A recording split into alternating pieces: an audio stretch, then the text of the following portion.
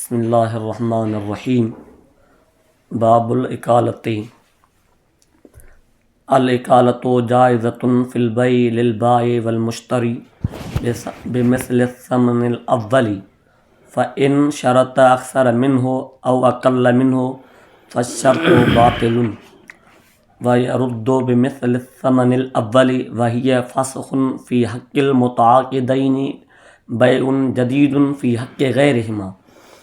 फ़ी क़ौल अबी हनीफ़त रहिमहुल्लाहु तआला व हलाकुस समनि ला यमनउ सिहतल इक़ालती व हलाकुल मबीइ यमनउ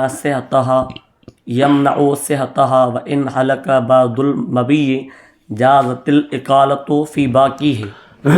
बिस्मिल्लाहिर्रहमानिर्रहीम। अल्लाहुम्मा सल्लि अला सय्यिदिना व मौलाना मुहम्मद व अला आलिहि वसल्लम। इकाले जो बाबा, इकाले जी लुग़वी माना है रफ़ करण, माना ख़त्म करण। शरीयत जे इस्तिलाह में, फ़ुक़हा जे इस्तिलाह में चइबो आहे इबारतुन अन रफ़इल अक़द। जेका अक़द जेका बे थी आहे उनखे ख़त्म करण जो नालो आहे इकालो। मुसन्निफ़ रहमतुल्लाह अलैहि फ़रमायो त इकालो जेको आहे बे में बाया ऐं मुश्तरी ॿिन्ही जे लाइ चाहे जाइज़ आहे। मतिलबु ॿिए वारे जेकॾहिं बाया कंहिं शइ खे बे करण खां पोइ उन मबी जे विकिरण खां पोइ नादिम थिए, पिशेमान थिए त हीअ शइ मूं छो विकिणी ऐं हाणे मां टुड़णु थो चाहियां, शइ मुंहिंजी वापसि मूंखे अचे, मां पैसा पंहिंजा वापसि ॾियां, त इहो शरीयत में चाहे जाइज़ आहे जे ॿई राज़ी थिया त पर बिमिस्लि समनिल अव्वली, जंहिं समन ते उन्हनि जी अक़द थी आहे उन ते उनखे वापसि करण जो हक़ आहे।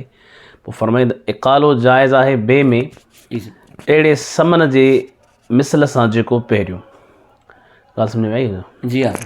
हाणे अॻिते चए थो जेकॾहिं शर्त कई इन खां अक्सर खे बाया टुड़णु पियो चाहे, बाया नादिम थियो आहे, पिशेमान थियो आहे त हाणे मां बे टुड़ियां, या वरी मुश्तरी थियो आहे या ॿिन्ही मां को हिकु थियो आहे या हिकिड़ो थींदो हिकिड़ो या ॿई थिया आहिनि, पर उन्हनि मां हिकिड़े शर्त इहो हुयूं त बाबा हाणे असां बे कई हुई 300 ते, पर हाणे मां शइ वापसि कंदुसि पर 500 वठंदुसि साईं, त इहो शर्त बातिल आहे।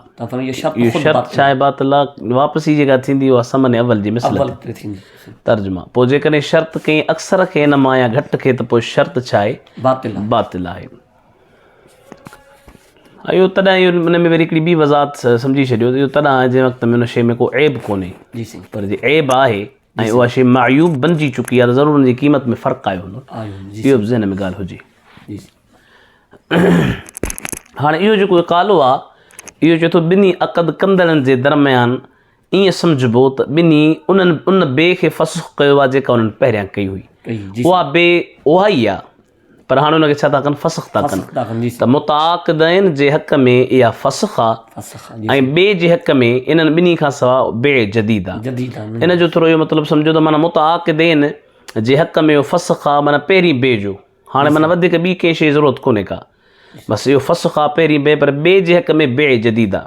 उन ते हिकिड़ो ॿ मसाला निकिरनि था। जीअं शुफ़े में हिकिड़ो मसालो आहे त जेकॾहिं कंहिं माण्हू का बनी विकिणी, हाणे उन बनी विकिणी पए त उन में वरी हिकिड़े ॿिए माण्हू जो हक़ शुफ़ा लॻो पिए, उनजो पाड़ेसिरी हो, उनजो अम्मो जो हक़ आहे, पर उन छा कयो त उन बे वक़्तु जॾहिं पहिरीं थी हुई उन टाइम ते उन पंहिंजो हक़ शुफ़ा ख़तमु करे छॾियो। बाबा मां कोन थो वठां, हक़ त उनजो पर उन पाण ख़तमु करे छॾियो। हाणे जॾहिं ॿिन्ही बे कई, हाणे बाया पिशेमान थियो या वरी मुश्तरी पिशेमान थियो, ॿई नादिम थिया या हिकिड़ो थियो, हाणे ज़मीन वापसि पियो करे, ज़मीन वापसि पियो करे, त हाणे इहो ईअं सम्झिबो त हाणे वरी उनजो हक़ शुफ़ा मोटी आयो, छो त इन्हनि ॿिन्ही जे दरमियान त इहा बे जदीद कान्हे, पर गैर जे दरमियान माना जेको ॿियो आहे उन लाइ ईअं थी आहे ॼण वरी बे थी आहे। हाणे उनजो हक़ शुफ़ा वरी लॻंदो, छो त उनजे हक़ में आहे छा नई आहे।